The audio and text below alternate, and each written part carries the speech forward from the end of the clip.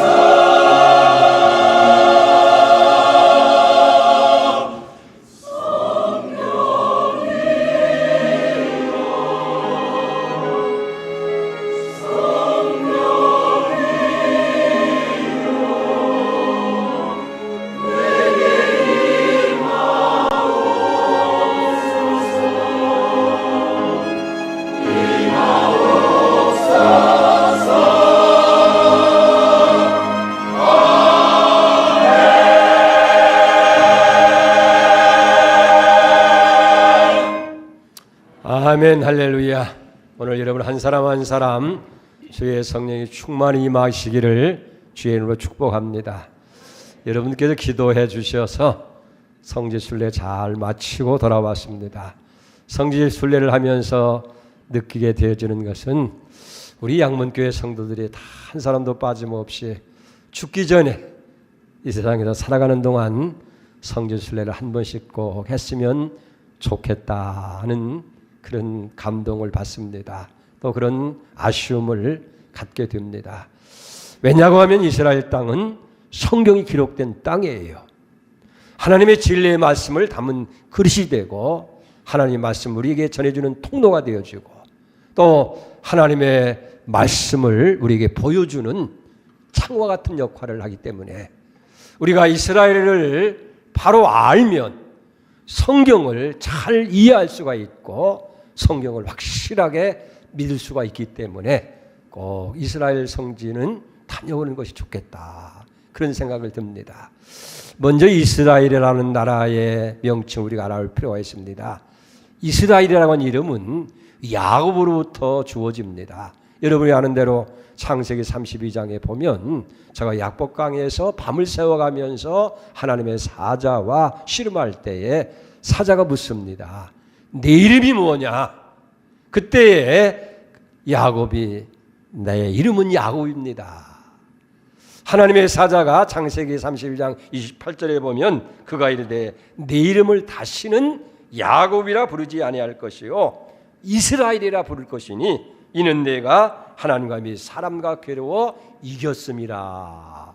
그래서 야곱이 하나님으로부터 주어진 이름이 이스라엘을. 좀 좁은 의미는 이제 솔로몬 왕국 이후에 나라가 두로 나누어질 때 북쪽을 이스라엘이라고 명칭을 했어요. 그래서 이스라엘이라는 이름을 갖게 됐는데 이스라엘 야곱의 12지파를 총칭해서 신앙적인 공동체로 부를 때에 이스라엘이라 그렇게 부르게 됩니다. 또 하나는 유대인이라고 하는 이름이 있어요. 영어로는 주이시라고 부르게 되어지는데 원래는 야곱의 넷째 아들이 유다입니다. 유다로부터 주어진 이름이고 또 나라가 둘로 갈라질 때에 남쪽 왕국을 유다라 부르게 되어집니다. 전통적인 입장에서 부를 때에 유대인, 주이시라고 그렇게 부르게 됩니다. 또 하나의 명칭은 히브리인이라고 하는 명칭이 있어요. 히브리라고 하는 뜻은 건넜다, 강을 건넌 사람들이라고 하는 거기서 아브라함이 유브라데스 강을 건너서 하나님의 부름을 따라서 가나안으로 오게 되죠. 그래서 강을 건넌 사람들. 그래서 유대인들을 부를 때에 이스라엘, 주시, 또 유대인 그리고 히브리인이라 부릅니다. 이 나라는 지형적으로 보면 큰 나라가 아니에요. 우리나라 남북한을 전체 합친 10분의 1 정도. 강원도보다는 조금 큰 그런 땅을 가지고 있는데 인구도 약 800만 명이 살고 있는 그런 조그마한 나라예요. 그러나 그 나라를 우리가 살펴보면 결코 작은 나라가 아닌 큰 나라라고 하는 사실을 우리가 느끼게 됩니다. 지리적으로도 그렇고 정치적으로나 경제적으로나 문화적으로나 또는 종교적으로 볼 때에 결코 작은 나라가 아니고 세계의 중심적인 것을 보게 됩니다. 지리적인 것으로 보면 16세기 시도는 이 이스라엘을 중심으로 해서 이제 아프리카와 유럽과 아시아가 연합되어지는 그런 모습을 하게 되어집니다. 이게 16세기에 그렇게 이스라엘을 표시하는 세계 지도입니다. 유럽과 아시아와 그 다음에 아프리카가 이렇게 합쳐지는 그런 중심에 이스라엘 나라라는 땅이 있게 되어지는 모습을 보게 됩니다. 종교적으로도 보면 제사장 나라가 되게 적합한 근거를 가지고 있어요. 왜 그러냐고 하면 세계의 아주 대표가 되어지는 유대교와 기독교와 이슬람교의 성지가 바로 이스라엘 땅에 있게 되어지는 것을 보게 됩니다. 문화적으로도 보게 되어지면 메소포타미아 문명과 이집트 문명 그리고 그리스 헬라 문명이 다 집합되어지는 것이 바로 그 땅이었던 것을 보게 되어지고, 우리가 정치적으로 보면 세계 모든 이목이 이스라엘 땅에 집중이 되어지는 거예요. 세계 모든 메소콤이나 그 헤드라인을 보게 되어지면 바로 이스라엘이 중심이 되고 있는 모습을 보게 되어지고, 또 경제적인 측면에서 보면 세계 경제의 주도권을 유대인들이 다 쥐고 있어요. 세계 경제의 65%가 이 주이시 유대인들이 다 주장하게 되어지고, 지적이나 문화적인 것을 보더라도 노벨상만 하더라도 40%가 유대계의 사람들이 차지하고 있는 것을 보게 되어집니다. 이런 모습을 보게 되어지면 결코 작은 나라가 아니고 큰 나라라고 하는 느낌을 받게 되어집니다. 저는 이번 8박 9일 동안에 그 성지를 세 부류로 발문하게 돼요. 처음에는 이 사해를 중심으로 해서 광야지대, 그 다음 3일은 갈릴리를 중심으로 한 그 예수님이 사역했던 지대하고, 세 번째는 도성이 있는 예루살렘을 중심으로 사역을 합니다. 그래서 아침에 5시 반에 일어나게 되어지면 준비하고 6시 반에 그날 있을 강의를 듣고, 그 다음에 성지 순례를 하고, 저녁에 다시 돌아와서는 이제 8시부터 1시간 동안 그 하루에 일했던 것들을 다시 한번 종합해보는 그런 과정으로 성지 순례가 아주 빡빡한 그런 시간을 보내게 되어집니다. 몇 가지로 나누어서 살펴보면, 먼저 이 광야의 중심에 사해가 있는 거예요. 사해로부터 시작되어지는데, 사해는 그 지중해 그 해면을 중심으로 해서 마이너스 400m입니다. 그러니까 이 지구상에서 가장 낮은 곳이 사해, 여러분들이 잘 아는 그 죽음의 바다라고 하는 의미를 가지고 있죠. 근데 거기는 보게 되어지면 보통 바다의 염도는 그저 3% 정도라고 하는데, 이 사해 바다는 7% 이상이 되어지니까 식물이나 동물도 살아갈 수가 없는 그런 모습이 되어집니다. 쓸모없는 땅으로 여겼는데 이제는 그곳에 일사량도 많고, 그리고 거기는 아주 보고가 미네랄적인 게 풍부해서 치료를 한다든지 여러 가지 연구의 대상이 되어지는 그런 모습도 발견하게 되어집니다. 그런데 이 특징이 뭐예요? 이 사해나 광야라고 하는 것은 가장 낮은 곳이라는 거예요. 여기 깊은 신앙적인 의미가 있는 것을 보게 되어집니다. 우리의 신앙이라고 하는 것은 낮은 곳에서부터 출발한다는 거예요. 우리 기독교 신앙이 특별히 그렇습니다. 예수님도 가장 낮은 말구 위에 오신 거예요. 여기서부터 우리 기독교의 신앙의 출발이 있게 되어지는 거예요. 사해가 가장 낮은 곳, 굉장히 의미가 있어요. 그 땅에 도착해서 여기는 세상에서 가장 낮은 땅입니다. 우리 신앙이 여기서부터 출발합니다. 마치 우리의 시작이 어머니의 그 자궁 제일 낮은 곳에부터 시작되어지는 것처럼, 바로 이스라엘이라고 하는 그런 기독교라고 하는 신앙도 가진 낮은 곳에부터 여기 시작되어졌다 하는 것을 보게 되어집니다. 그래서 이번 순례가 이 사해 가장 낮은 곳부터 시작된 거예요. 우리가 야고보서 4장 6절에 보면, 그러나 더욱 큰 일을 주시나니 그러므로 일렀으되 하나님은 교만한 자를 물리치시고 겸손한 자에게 은혜를 주신다. 여러분, 우리의 신앙은 가장 낮은 곳에부터 시작해야 되어질 줄로 믿습니다. 그런데 특별히 이 사해라고 하는 것은 사해바다를 한번 보여주시면 좋겠는데요. 사해라고 하는 것은 유다로부터, 그것도 실질적인 사진을 한번 보여주세요. 사진 보여주시면 유다로부터 시작되어지는데, 그 광야로부터 이 시작이 되어지는 것을 보게 됩니다. 왜 광야라고 하느냐고 하면, 연간 비가 300mm 이하로 내리면 광야예요. 300mm 이상 오면 농사를 지을 수가 있다고 하는데, 비가 300mm 이하, 그저 100mm, 200mm 정도가 되면 도저히 여기 농사를 지을 수가 없고 사람이 살 수가 없게 되는 거예요. 근데 유대에 보면은 많은 광야가 있습니다. 바란 광야가 있고, 에담 광야가 있고, 스루 광야가 있고, 신 광야가 있고, 유다 광야가 있고, 이런 광야에서 인간은 무기력할 수밖에 없어요. 할 수 있는 것이 아무것도 없다는 거예요. 근데 중요한 것은 그런 인간이 할 수 없는 무기력한 것을 하나님으로 대체하는 것이 바로 신앙이라는 거예요. 우리가 할 수 없지만은 그러나 하나님이 하시면 그런 광야에도 샘이 솟게 하고 그리고 꽃이 피고 열매를 맺게 하는 그런 기적을 가져올 수가 있다. 우리는 이스라엘 백성들은 이 광야로부터 저들의 모든 것이 시작되어지는 것을 보게 됩니다. 여러분 우리가 고린도후서 4장 7절에도 그렇게 고백하고 있잖아요. 우리가 이 보배를 질그레 가졌으니 이는 능력의 힘이 큰 것이 하나님께 있고 우리에게 있지 아니함을 알게 하리 함이라.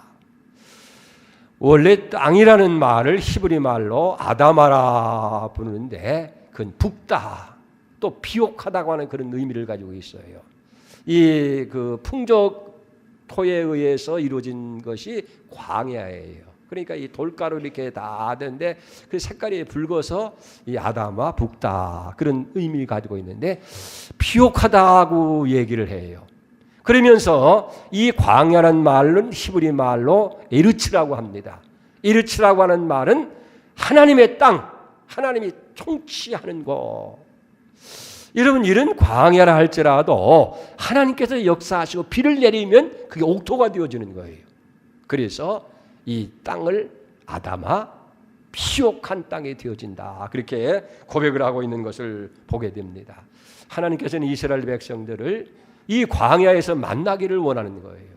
그리고 이스라엘 백성들의 시작이 광야로부터 시작됐다는 걸 봅니다.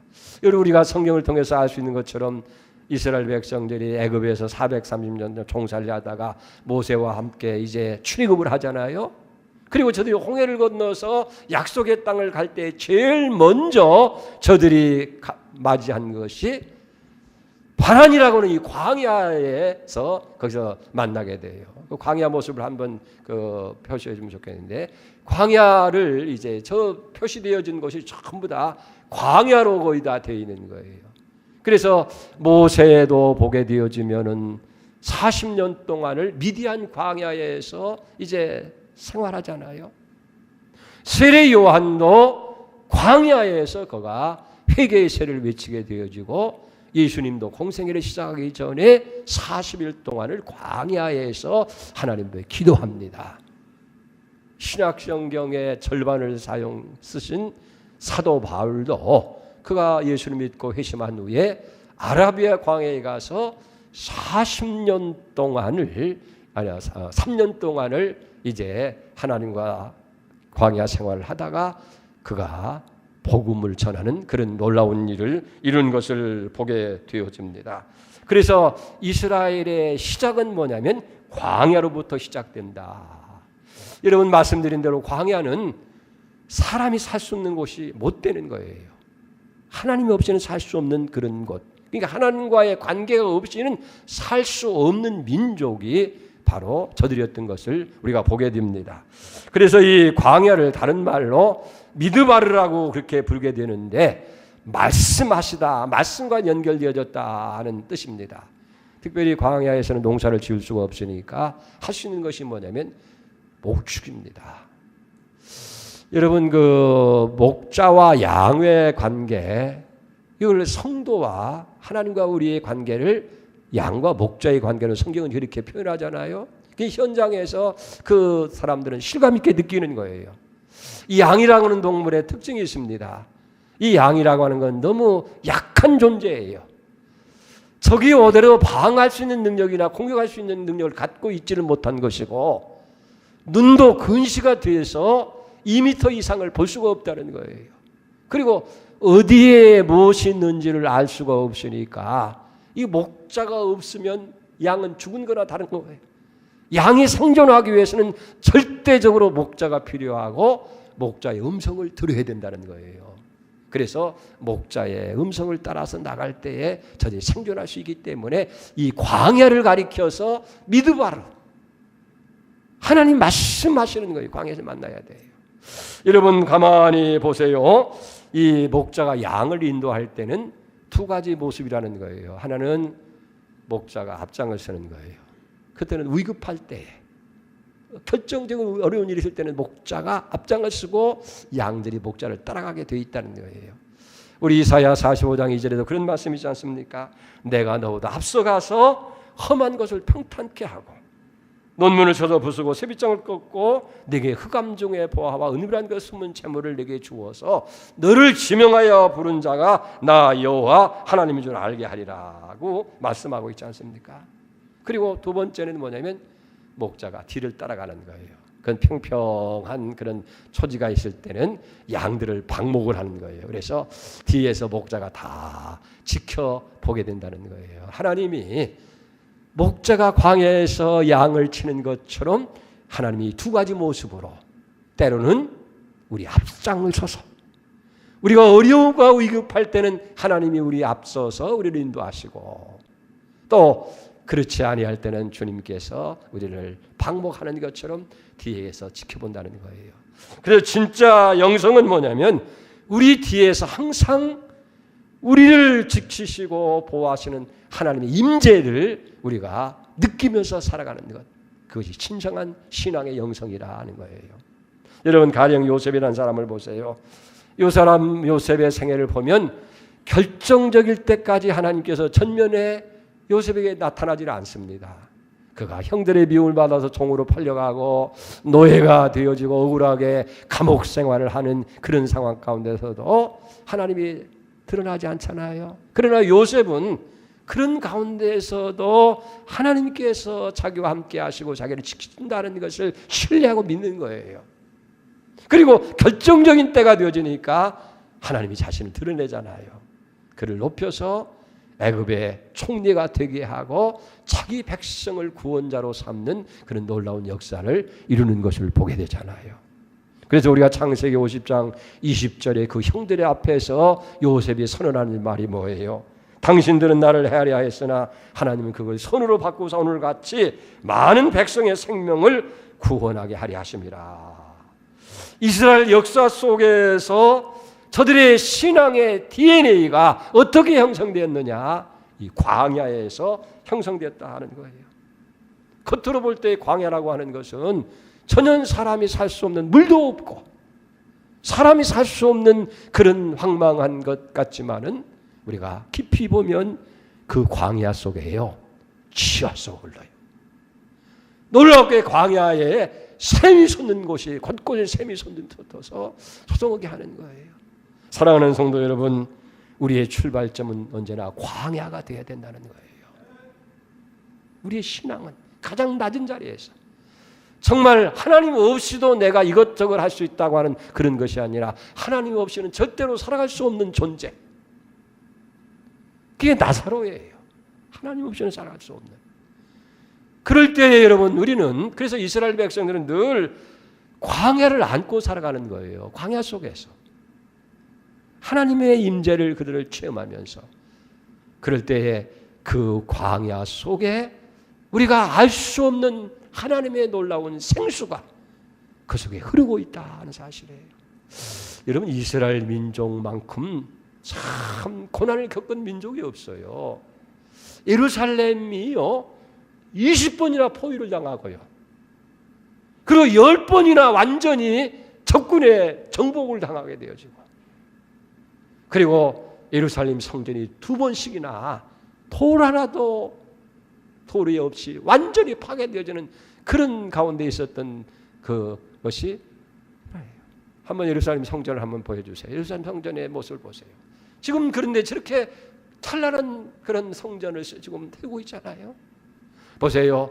아수르에 망하게 되고 바벨론에 망해서 완전히 포로로 끌려가게 되어지고, 그 다음에는 파사와 헬라, 로마, 비잔틴, 아랍, 십자군, 오스만, 터키, 영국, 이게 한 나라에 의해서 된 거죠. 2500년 동안에 10나라에 의해서 정복을 당하고 통치를 당하게 되어진 그런 민족이에요.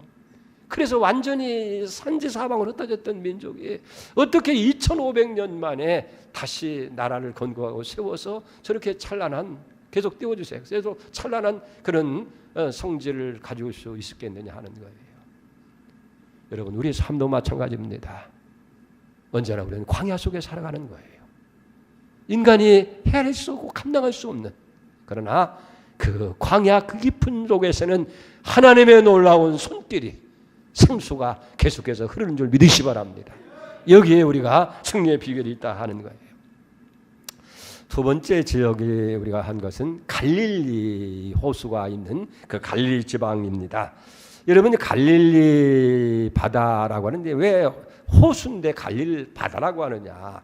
길이가 21km고 폭이 14km예요. 이렇게 그 담수호인데 바다라고 하는 것은 원래 그 히브리 말로는 얌이라고 하는 것인데 그건 바다나 호수에 관계없이 물이 많다 하는 그런 뜻에서 얌 바다라 그렇게 이르게 되어집니다. 멀리 헬몬산에서부터 흘러내리는 요단강 줄기로 해서 하는 것과 여러 곳에서 흘러내리는 걸로 해서 늘 이 갈릴리는 물이 풍성하고 또 동식물이 살아갈 수 있도록 그런 깨끗한 물이 계속되어지는 것을 보게 됩니다. 이 갈릴리 호수에서 이제 예수님이 그 넘어갔던 때를 생각하면서 그 호수에서 선상 예배를 드린 장면인데 한번 잠깐 여러분들 보시면 좋겠어요. 예. 이제 찬양 순서입니다. 찬양을 하고 그다음에 설교를 또 하고.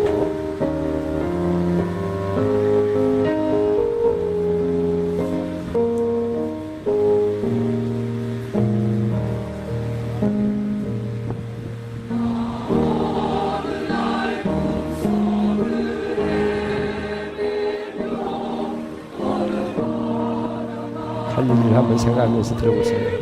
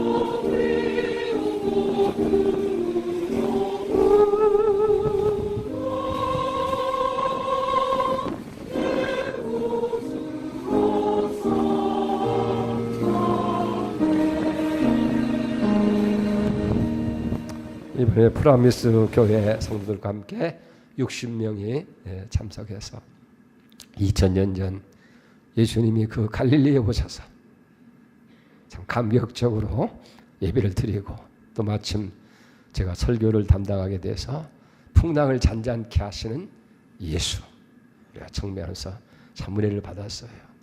갈릴리에서 예수님께서 하신 그 사역 주로 3년을 갈릴리 지역은 굉장히 소외된 지역이고 이방과 가까운 지역, 거기 레바논 있고 시리아가 있고 이제 그런 나라권이 있는 그런 가까운 지역인데 3년을 계시면서 제일 큰 일은 12제자를 선택하셨다.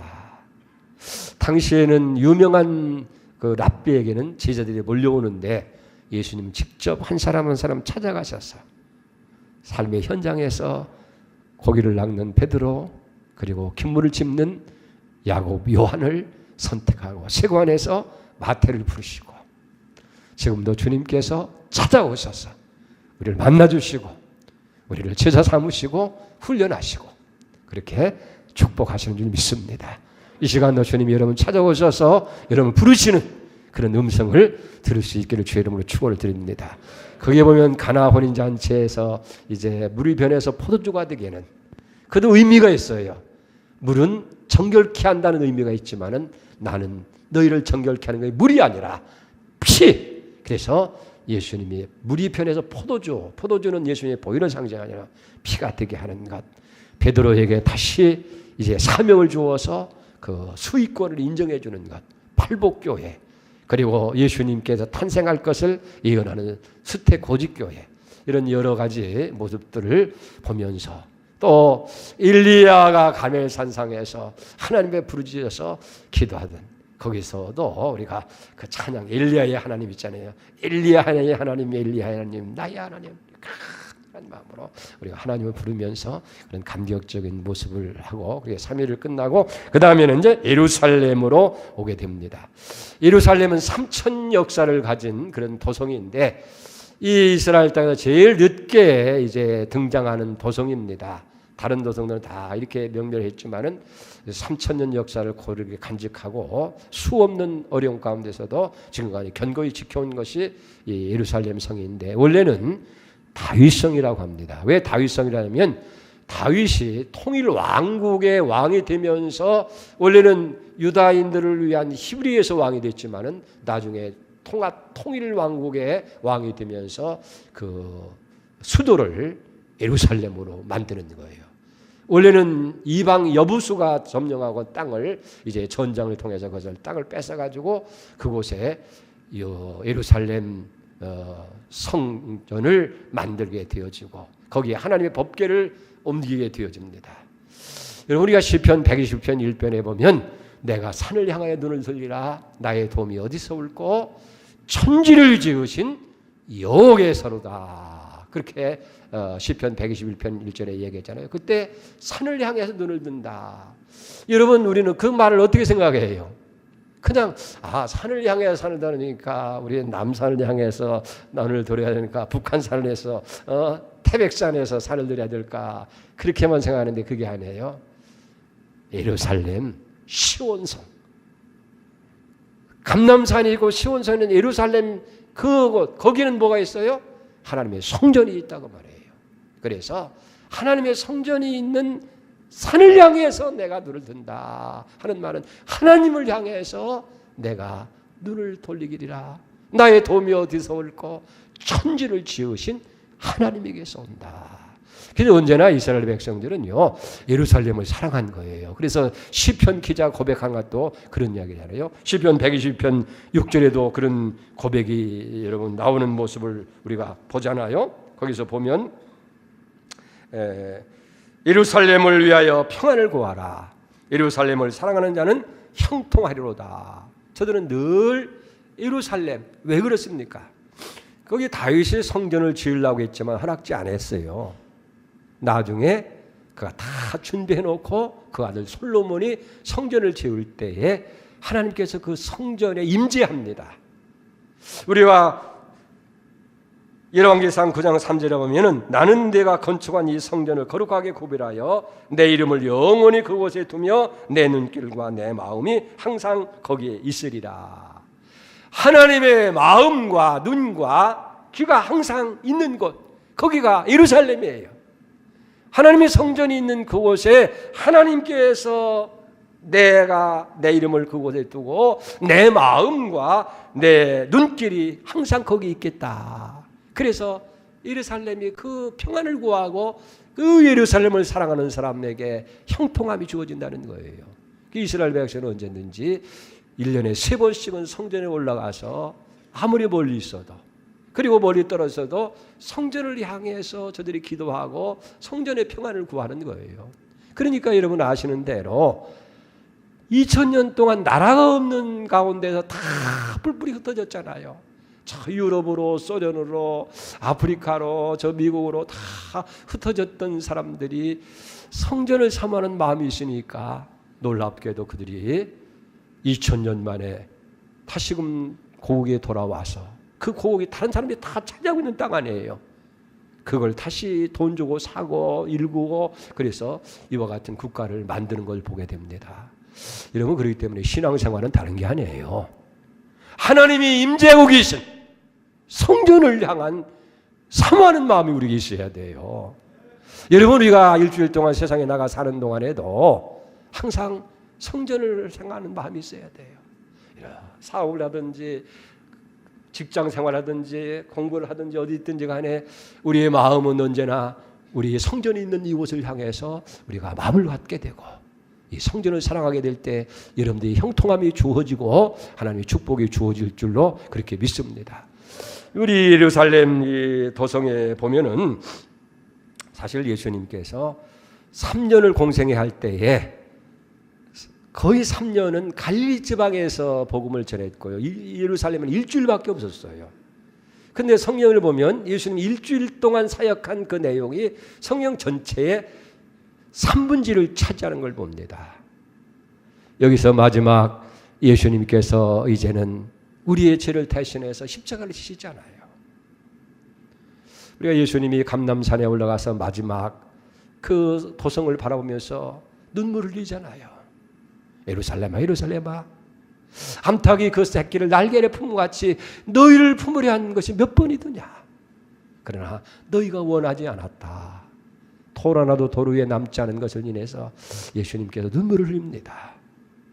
나사로의 무덤 앞에 가서도 인생의 죄로 인해 죽어가는 모습을 보면서 눈물을 흘리게 되어지고, 마지막 겟세마네 동산에서 이제 기도하실 때도 땀방울이 변해 핏방울이 됐다고 그러는데, 히브리서에 보면 그런 말씀입니다. 통곡과 심한 통곡으로 하나님 앞에 아랬을 때 들으심을 받았느니라. 예수님은 3번 지상에 계실 때 우셨어요.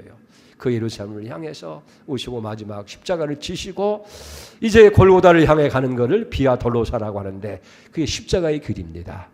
예루살렘에 가면 그 거리가 한 600m 되어지는데 그 언덕을 향해서 올라가서 마지막 골고다에서 예수님께서 이제 거기 골고다 교회가 세워지고, 거기서 조금 떨어진 곳에 예수님께서 감람산 위에서 승천하시는 그런 모습. 그리고 보면 감람산 옆에를 보면요, 거기에 무덤들이 많이 있어요. 예수님이 그 오시면 그때 부활해서 죽은 자 가운데 다시 살아난다고 그래가지고 거기에 묘 하나 쓰는데 몇 천만 원을 줘야 쓰는데 그 좁은 땅덩이에 그거 살라고 그렇게 하는데, 예수님이 그렇게 오실까 하는 의문도 있지만 어쨌든 간에 예루살렘의 그런 모습들을 여기 보게 됩니다. 시간이 없기 때문에 다 하나하나 장면도 보여주시면 나누면 참 좋겠는데, 예루살렘 성전을 한번 다시 보여주면 좋겠네요. 보여주는데, 사실 우리가 그 예루살렘을 그 성지 순례를 하면서 우리가 느낀 것이 중요한 게 3가지예요. 하나는 뭐냐면, 예루살렘 이스라엘 땅덩어리는 성경을 볼 수 있는 창과 같다는 거예요. 성경을 볼 수 있는 창. 그래서 마치 이제 우리가 성경을 읽어도 이게 무슨 아까도 산의 얘기를 했지만은 산은 뭘 의미하는지를 잘 몰랐지만은 가서 직접 보니까 또 예수님께서 정말 행하신 것을 하나하나 그냥 신구약을 펼쳐놓은 그런 것 같은 모습이니까 이제는 성경을 읽을 때 그 입체적으로 들어오는 거예요. 아, 예수님께서 마지막 날 우리 실로에 가서 한나가 아들을 달라고 간절히 기도하던 그곳에서 우리가 기도하면서 이제 한나에 대한 것을 생각할 때, 한나가 이렇게 하나님께 부르짖었구나. 그래서 사무엘상 1장을 읽을 때에 한나의 그 간절한 마음으로 기도하는 그런 성전이라든지 솔로몬이 기브온 성전에 가서 기도한 모습이라든지 이런 것들이 생생히 입체적으로 우리가 그 색깔을 가지고 하니까 실감 있게 되고 부정할 수 없는 확신을 갖게 된다는 거예요. 두 번째는 뭐냐면 유대인들의 그런 신앙적 유산을 우리가 받을 수 있다 하는 거예요. 저들은 어떤 사람들입니까? 유대인들은 정말로 이제 우리가 이거 로마서 3장 1절에 보니까 그런즉 유대인이 나음이 무엇이며 할례를 유익이 무엇이냐 범사에 맞는 우선 그들이 하나님의 말씀을 맡았습니다. 오늘날 성경은 유대인들에 의해서 기록된 거예요. 이게 다 유대인들이 기록한 거예요. 유대인들이 이걸 기록하고 이걸 지키고 보존해오고 이들의 삶을 산 거예요. 그게 저들을 통해서 먼저 말씀을 받은 것을 우리는 어떻게 해요? 저들의 전통과 문화를 받는 것이 아니라 저들의 삶을 통해서 검증하고 이 말씀대로 저들이 준행할 때에 어떻게 하나님이 역사한 것을 우리에게 보여주잖아요. 그래서 우리는 그런 신앙적 유산, 그 영적 유산을 유대인들을 통해서 얻을 수 있다 하는 것이고, 마지막 또 하나 세 번째는 뭐냐면, 유대인이 이제 그 모든 어려움을 극복하고 예루살렘이 독립이 되잖아요. 나라를 다시 세우고 영적으로 지금 여기 회복되어져 가고 있다 하는 거예요. 그런 모습을 보면서 마지막 이제 주님의 재림이 점점 가까웠다 하는 것을 우리가 여기 느낄 수가 있는 거예요. 오늘 여기 25절 보세요. 형제들아, 너희가 스스로 지혜 있다 하면서 이 신비를 너희가 모르기를 내가 원하지 아니오니, 이 신비는 이방인의 충만한 수가 들어오기까지 이스라엘의 더러는 우주하게 된 것이다. 왜 이스라엘 사람들이 예수를 핍박하고 거절하고 미워했느냐 하는 거예요. 그건 거기에 신비가 있는 거예요. 이방인의 충만한 숫자가 들어오기까지 더러 유대인들이 마음을 더디게 만들고 예수를 반대하는 사람을 만들었다. 이게 2000년 전에 바울이 본 거예요. 바울이 로마서를 쓰면서 유대인들이 하나님 버렸느냐? 아니라는 거예요. 너희 신비를 너희가 알기를 원한다는 거예요. 그러면서 33절에 깊도다 하나님의 지혜와 지식에 풍성하며 그 판단을 헤아리지 못하며 그 얘기를 찾지 못할 것이라. 이제 이스라엘이 저들이 돌아와서 독립을 이룹니다. 그러니까 실질적인 회복이 있으면서 영적 회복이 일어나는 거예요. 우리가 그 마지막 날 무슨 일이 있었느냐고 하면 히브리 대학, 이 히브리 대학은 아인슈타인이 세운 대학인데 유대인들에게 히브리어를 가르쳐야 된다. 아직 독립적인 히브리어를 가르쳐야 된다고 그래서 세워진 대학이 히브리 대학이고 골통 유대인들이 모이는 거예요. 거기서 무슨 포럼이 있었는데 어떤 포럼이냐면 이걸 주도한 것이 우리 한국의 목회자들과 교수들이 유대인과 더불어 유대인 기독교인들과 더불어서 그 포럼을 가진 거예요. 70주년을 독립 70주년을 기념하면서 가진 포럼인데 거기서 유대인의 회복 그리고 우리 한국교회의 역할에 대해서 나누게 되어졌는데요. 그들이 그 고백 가운데 그런 얘기합니다. 1948년도에는 기독교인이 전체 숫자 가운데 23명 있다는 거예요. 찾아볼 수가 없는 거죠. 기독교인이. 그러던 것이 이제 70년이 지난 지금은 어떠냐면 300개 교회가 유대 땅에 세워지고 통계로는 3만이라고 하는데 지금은 거의 6만 내의 숫자가 임박하게 되어지고 젊은이들도 이 기독교에 대해 관심을 갖게 되고 연구하게 되어지고 그리고 또 그 유튜브를 통해서 계속해서 복음을 전하는 그런 급속도로 이 기독교화가 되어진다는 거예요. 그러면서 우리 한국이 주어질 사명이 뭐냐? 유대인과 몇 가지 우리가 공통점을 얘기를 합니다. 그 유대 나라는 아시아 극서예요. 우리 한국은 극동이고 아시아 제일 동쪽이고 서쪽이고 이 복음이 지금 어떻게 해요? 저쪽 아프리카에서 아메리카에 돌아와 가지고 한국에서 다시 서진하는 거예요. 서진. 그래서 제일 마지막 땅끝이 뭐냐면 유대라는 거예요. 거기가 복음이 시작된 거예요. 거기서 다시금 이 복음이 시작되어지는 그런 극서로 움직이게 되어지고 금방 끝낼게요. 5분 안에 이제 끝내게 되는데 그렇게 움직이게 되어지고 그 다음에 뭐냐면 또 하나 중요한 것은 공통점이 있어요. 몇 가지가. 2차 대전 후에 독립된 신생 국가로서 선진국이 된다는 딱 두 나라. 이스라엘과 한국이라는 거예요. 할렐루야. 그리고 또 하나 놀라운 것은요. 정부가 수립된 날이 똑같아요. 똑같은 해가 1948년도에 그 이스라엘 정부가 거기에 세워지게 되어지고 우리 한국이 1948년에 우리 정부가 수립되어지고 그 다음에 또 하나는 조금 그 상황이 성격은 다르지만은 해결해야 할 지역 갈등. 지금도 이스라엘 땅에 가면 골치 아픈 것이 팔레스타인이고 아랍 나라들 가운데 늘 분쟁이 있는 거예요. 우리 한국도 북한, 그리고 일본이나 중국, 이런 그 공통점을 가지고 있는데, 여러분 지금부터 2600년 전에 이사야가 예언한 말씀이 있습니다. 이사야 55장 5절 말씀인데, 보라, 네가 알지 못하는 한 나라를 네가 부를 것이며 너를 알지 못하는 나라가 네게로 달려올 것은 여호와 네 하나님 곧 이스라엘의 거룩하신 이로 말미암음이라. 이는 그가 너를 영화롭게 하였느니라. 네가 알지 못하고 너를 알지 못하던 나라, 바로 그게 누구냐면 한국이라는 거예요. 여러분 왜 그러냐고 하면, 이 역사적으로 볼 때에 유대 공동체가 없는 나라, 이 지구상에 94개 나라라는 거예요. 저도 100명 이상 유대 공동체가 형성되어진 그런 나라가 뭐냐, 그런 것이 없는 나라가 94개 나라인데, 그 94개 나라 중에 우리 한국이 포함되어지는데, 그 중에서도 기독교 영적 수준이 가장 높고 OECD에 들어갈 수 있는 그런 경제력이 있는 나라가 유일하게 한국이라는 거예요. 그래서 이제 너희가 알지 못하던 나라, 그도 너희를 알지 못하던 나라가 이제 너희를 향해서 달려올 것이고, 하나님이 그들을 통해서 저들의 구원의 역사를 이루어갈 것이다 하는 거예요.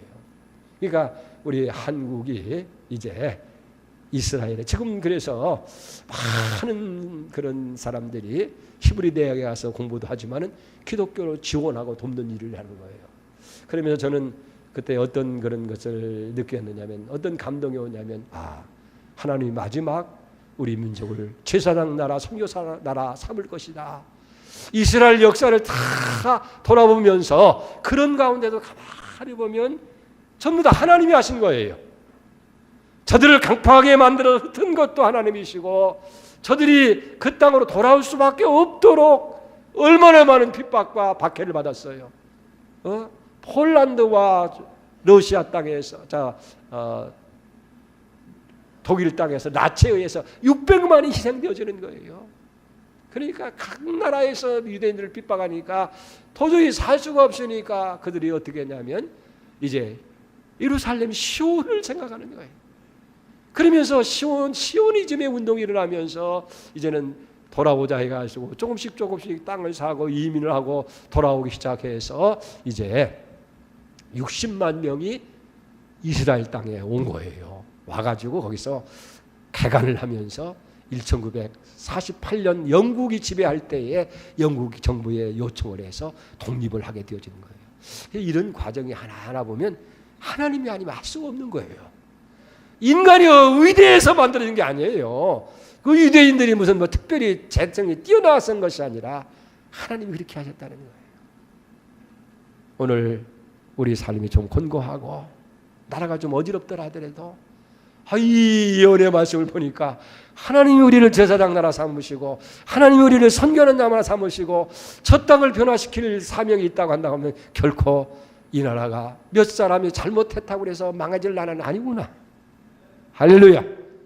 얼마나 감동이 오고 감격이 오는지. 할렐루야.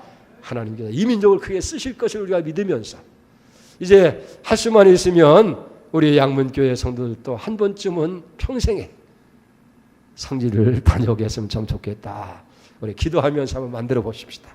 기도하겠습니다. 하나님 아버지, 부족한 종 성지를 다녀오게 하시며 하나님이 친히 말씀을 주시고 그 말씀을 통해서 역사하시던 그 땅, 그리고 우리 주님 우리를 구원해서 오셨던 그 땅을 돌아보면서 많은 깨달음과 또 새로운 지식을 주심을 감사합니다. 함께 나누었습니다. 주여 이를 위해서 기도하게 하시고 마지막 한 나라 주님 그들을 통해서 놀라운 일을 이루는 이 일을 우리가 감당하게 하여 주시옵소서.